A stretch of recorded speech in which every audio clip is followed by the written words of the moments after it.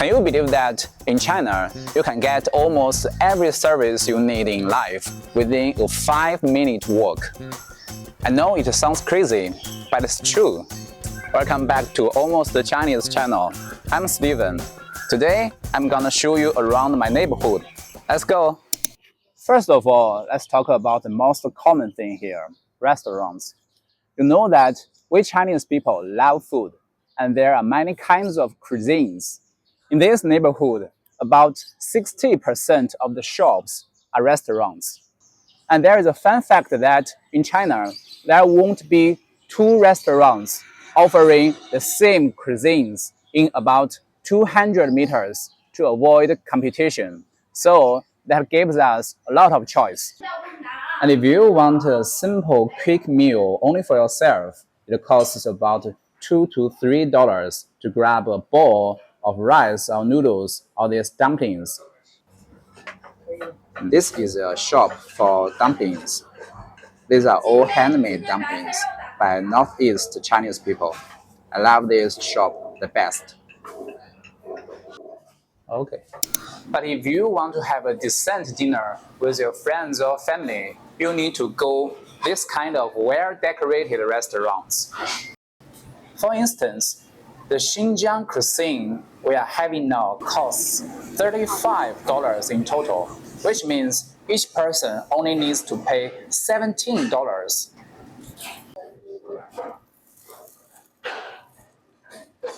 By the way, Xinjiang people are spread all over the provinces of China. They are very good at barbecues, pilaf, and big plate chicken, just like that. We all love them. Around here, we have tons of shops for daily life. For most businesses, there isn't much competition, except for groceries. If you want to buy food to cook, there are 3 types of shops you will see. First, the mom and pop shops. These are small family-run stores.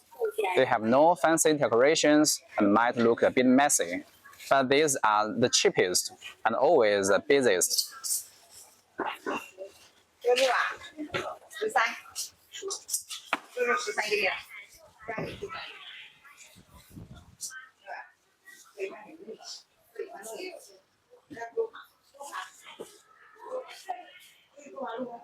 $5，18块2一起。好。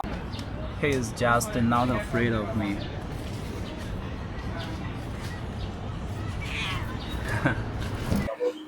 The second is Qing food store for this Quanda Ma store.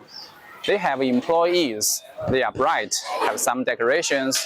They have more kind of food, but every kind of the food are at least 20% more expensive. The chain food store is bright and have staffs. They have all kinds of the vegetables, but the prices are almost at least 20% more expensive compared to the mom and pop shops. And at last, the supermarkets.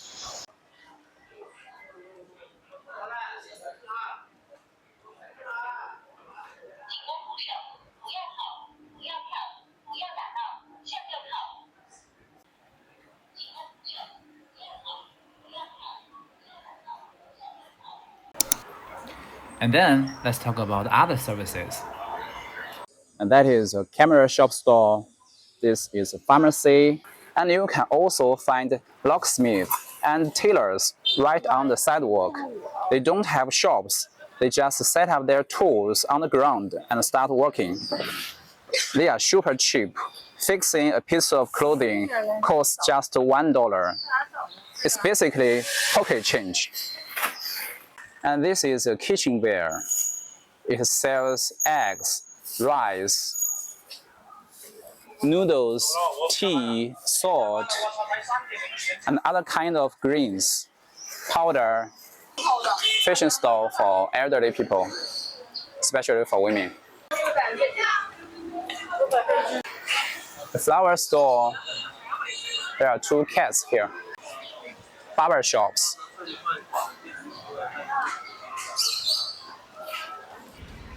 a massage store especially for food,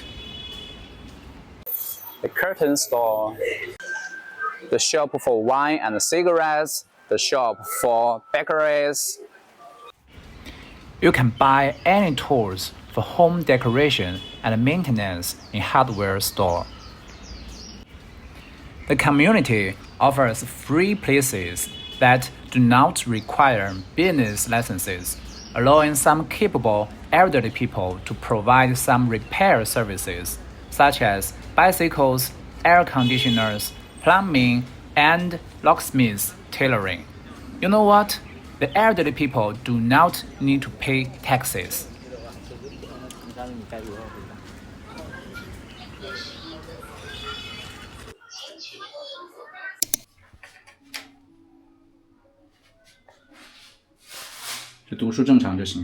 是的，读书他是没跳，今天测到那个8栋102，他就读书跳了，他那一副是热血气，对。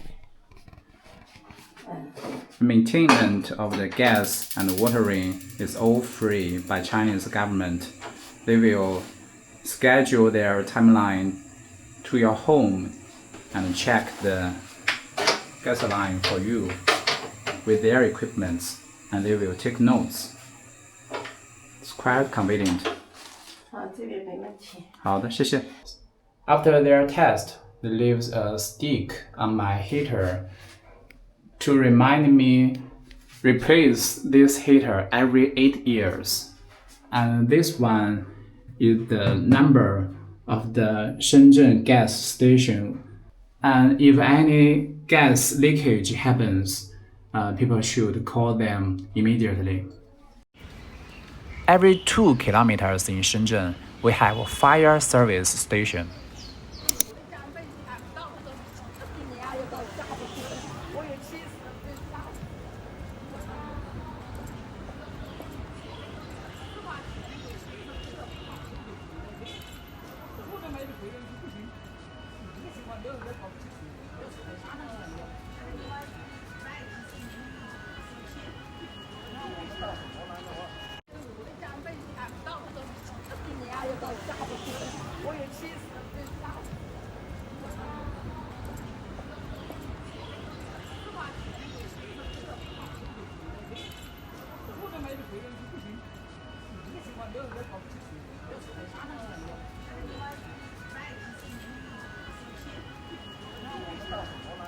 And there is also a hospital in the community. Now let's talk about getting around. Public transport in Shenzhen is a bit different. The subway system is huge. We have 17 lines running right now, and then 11 more are being built. Most people commute by car or subway. For short trips, we use shared e-bikes or bikes. Look at the subway system of Shenzhen. There are hundreds of subway stations just like this one in Shenzhen. So more and more bus lines just stop the work. For example, this bus stop, there will never be a bus arriving again. The parking in Shenzhen, especially in old communities, is completely a nightmare. You can see that cars are parking on the road of the community, even though there is not a single parking lot. And why is this happening? From my perspective, I think that is because both the city and the community were planned and built decades ago. At that time, no one in China can picture the future that the economy of China will surge so largely, and so many Chinese people can own their own vehicle so soon. This is how the parking is like in the night. Look how the road is squeezed. Now, let's talk about a real estate agency. In fact, Chinese people hate real estate agencies because they think that the agencies are just hiding information for earn money. It's a kind of cheating. A few years ago, when the economy of China was booming, These agents made so much money, even more than IT engineers. That makes people hate them even worse because of jealous. Nowadays, the economy of China is in a downturn, and the housing bubble has popped. People are neither willing to buy nor sell houses. So, many of these agencies have closed down. I live in a large community. It was built 30 years ago. We have elementary school, a kindergarten, and middle school. Just behind me, you can see is the elementary school. And 50 meters away, that over here is a kindergarten. And you know that education in China is a large business. So Education training institutions are everywhere near schools. Chinese people attach great importance to education. Parents even often force their children to study, which has led to many teenagers suffering from psychological disorders and even committing suicide. Chinese children generally detest education, even though test scores almost determine their future social status. even though the government banned private tutoring, the scram schools are still everywhere. It's like a forbidden industry that just won't go away. But there is a sad fact that, the birth rate of China is dropping. So we used to have 3 kindergartens, but now we only have 2. One has closed down last year. And I bet that the elementary school, we now have 3 of that. Just in a few years, one must close down. Shenzhen also has something most Chinese cities don't: tons of parks. The city was inspired by Singapore, so it's very green. There is a park just 500 meters from my door. It's always full of people on weekends.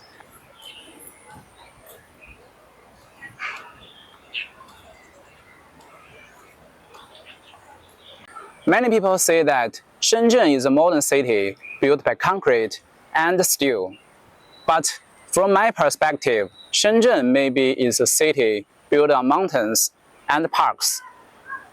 There is a fun fact about the parks in Shenzhen. That is, wherever the park is, and no matter how large the park is, there will always be a lake. On summer nights, you may see people lying on this bench or even sleep overnight. It's near the lake and it's under the tree. There are breezes flowing over here, so it's very comfort. They are not homeless guys. In fact, there are few homeless in China, especially in Shenzhen. This is a place where, as long as you can work, you can make a living.